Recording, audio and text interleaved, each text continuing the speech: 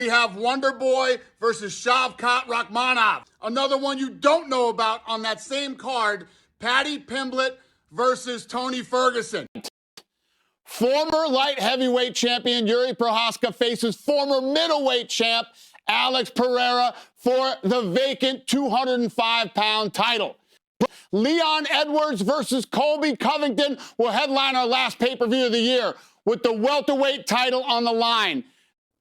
I'm coming. I'm coming! What time is it then? Please tell these guys. It's Tony time, bitches! Welcome to Tony's MMA Corner, the only MMA channel that has gotten over the plague.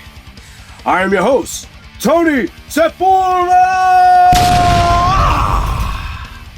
And today, we're gonna go over all those beautiful, violent matchups that Dana White has announced. Before we get into all that, if you want to support the channel, as always, buy Tony's MMA Corner merch, and you can also get on my newsletter by clicking the links in the description. Uncle Dana has blessed us lately with a bunch of great future matchups. It's Yuri Prochazka and Alex Pereira. About as good as it gets when it comes to pronunciation from me. Come on. This matchup is for the violence connoisseur. We have Yuri, who has basically no defense, and Alex Pereira, who hits like a Mack truck, and one of those Brazilian Mack trucks with all the smog, because they really don't have any pollution regulation in that country. This fight is interesting, not only because of the guaranteed violence, but also because Alex Pereira has been in the UFC for about 2 weeks, and he's about to be a 2-division champ, or at least it's very likely. While Yuri is certainly a problem, his lack of defense makes it so that we can all believe that Alex could actually win this fight. So I look forward to this one in the near future. The once very exciting welterweight division has been kind of a standstill for a little while, but finally, Uncle Dana has got the machine running again, as all of the top welterweights are finally matched up, except for Bilal Muhammad. But we could wait. One such matchup is Shavkat, who is probably, I would imagine, one of the hardest people to match up. And he is matched up with 40-plus-year-old karate guy, Wonder Boy, who always begs for non-wrestling matchups. So the UFC gave him just what he asked for. Well, just the opposite of what he asked for. As this is a nightmare matchup for the nicest motherfucker in the game. I imagine this being a very long night for Wonder Boy, because Shavkat is an absolute menace. As he is not only undefeated in the UFC, all of his victories have come by stoppage. Rip, Wonder Boy. Speaking of funerals, the UFC looks to be feeding one of their potential future superstars, Tony Ferguson.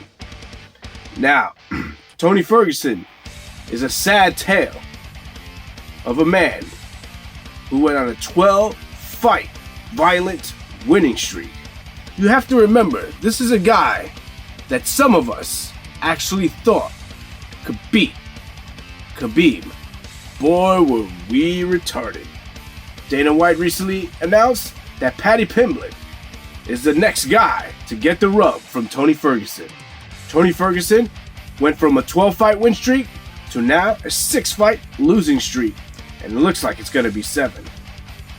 In the past, I would have thought that Tony Ferguson would absolutely have a competitive matchup with Paddy Pimblett. But after watching him get submitted by Bobby Green, it just doesn't look like it's in the cards anymore for Tony Ferguson. Who knows what happened to him? After that Gaethje fight, he just hasn't been able to get back to that winning form. So unfortunately, guys, this may be the last time that it's Tony time. Give me a minute.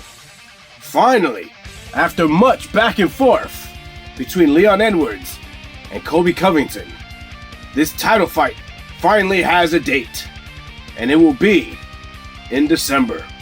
Colby Covington is looking to extend White Boy Summer, which was started by Sean O'Malley and Sean Strickland, all the way into White Boy Christmas. Personally, I think this is a great matchup for Colby, and this may actually be the time where he wins the title and fulfills the White Boy prophecy. He's not going to have an easy night, though. Leon Edwards has proven to be one of the best fighters in the world, beating the very man that Colby couldn't 2 times in a row. But, as we all know, MMA math never works, and matchups mean a lot. So I think Colby finally gets his belt and wraps it around Donald Trump and makes everyone around the world cope and see. Well, guys, that's it for me today. And as always, I'll see you guys next time on Tony's MMA Corner. I'm coming!